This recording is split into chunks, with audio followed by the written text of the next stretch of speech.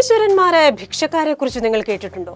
പാകിസ്ഥാനിൽ ഭിക്ഷാടനം ഒരു ചെറിയ മീനല്ല, ഒരു ആഗോള നെറ്റ്വർക്കാണ്. നല്ല വെൽ ഓർഗനൈസ്ഡ് ആയി പ്രൊഫഷണൽ ഭിക്ഷാടനം നടത്തുന്നവർ. അങ്ങനെ ഒരു കൂട്ടരുണ്ട് കേട്ടോ അങ്ങ് പാകിസ്ഥാനിൽ. നമ്മുടെ നാട്ടിലൊക്കെ ഇലോൺ മസ്കും ജെഫ് ബസോസും ആകണമെന്ന് വിചാരിക്കുന്നവരുള്ളപ്പോൾ പിച്ചക്കാരനാകണമെന്ന് കൊതിക്കുന്ന ഒരു കൂട്ടം ആളുകൾ. വലിയ സ്വപ്നങ്ങൾ കാണുന്നവരൊക്കെ സംരംഭകത്വത്തിലേക്കൊക്കെ പോകുന്ന കാഴ്ച നമ്മൾ കണ്ടിട്ടുണ്ട്. അമ്മ വല്ലതും തരണേ എന്ന് പറഞ്ഞ് നന്നായി കൈ നീട്ടാൻ അറിയാമെങ്കിൽ പിന്നെ എന്തിന് വേറെ ബിസിനസ് എന്നാണ് പാകിസ്ഥാനിലെ ഭിക്ഷാടന മാഫിയ ചിന്തിക്കുന്നത്. പാക് പ്രതിരോധ മന്ത്രി ഖ്വാജ ആസിഫ് തന്നെയാണ് ഭിക്ഷാടനം $40 ബില്യൺ ബിസിനസ് ആണെന്ന് പറഞ്ഞ് പണിയെടുത്ത് ജീവിക്കുന്നവരെ ഞെട്ടിച്ചത്.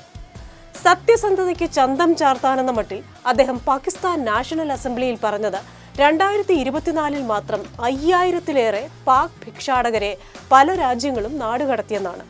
അതിൽ സൗദി മാത്രം പുറത്താക്കിയത് 4498 പേരെ. എങ്ങനെയാണ് ഇതിന്റെ രീതി? തീർത്ഥാടന ടൂറിസത്തിന്റെ പേരിൽ സൗദി ഉൾപ്പെടെ പല രാജ്യങ്ങളിലും എത്തുന്ന പാകിസ്ഥാനി ഭിക്ഷാടകർ മാതൃരാജ്യത്തേക്ക് എത്തിക്കുന്നത് കോടികളാണ്. ഇനി ഭിക്ഷാടനത്തിലെ ചില കൗതുകങ്ങൾ നോക്കാം.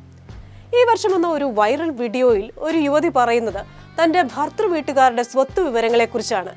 അതവർ നേടിയതോ വെറും ഭിക്ഷാടനത്തിലൂടെ. യുവതി പറയുന്നത് വലിയ സ്വത്തുക്കളുള്ള ഒരു വീട്ടിലേക്കാണ് തന്നെ വിവാഹം കഴിച്ചു വിടുന്നതെന്നും അവർ ഭിക്ഷക്കാരാണെന്നും താൻ അറിഞ്ഞിരുന്നില്ല എന്നാണ്. ഭിക്ഷക്കാർ പലതരക്കാരാണ് കേട്ടോ.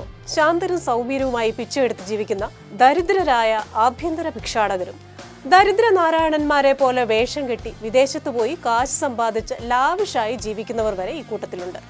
ഭിക്ഷാടനത്തിനും മാർക്കറ്റിംഗും നല്ല ആസൂത്രണം, നല്ല നൈപുണ്യമെന്ന് വേണ്ട ഒരു ബിസിനസ്സിന് ആവശ്യമായ എല്ലാ സന്നാഹങ്ങളും, പോരാത്തതിന് നാട്ടുകാരെ സിമ്പതിയിൽ മുക്കിയെടുക്കാൻ വേണ്ട വേഷവിധാനവും വിഷാദഭാവവും, ഇതൊക്കെ ഭിക്ഷാടന മാഫിയയുടെ മാർക്കറ്റിംഗ് തന്ത്രങ്ങളുടെ ഭാഗം. ഇനി നാടുകടത്തലോടെ ഇവരുടെ ഭാവി അടഞ്ഞു.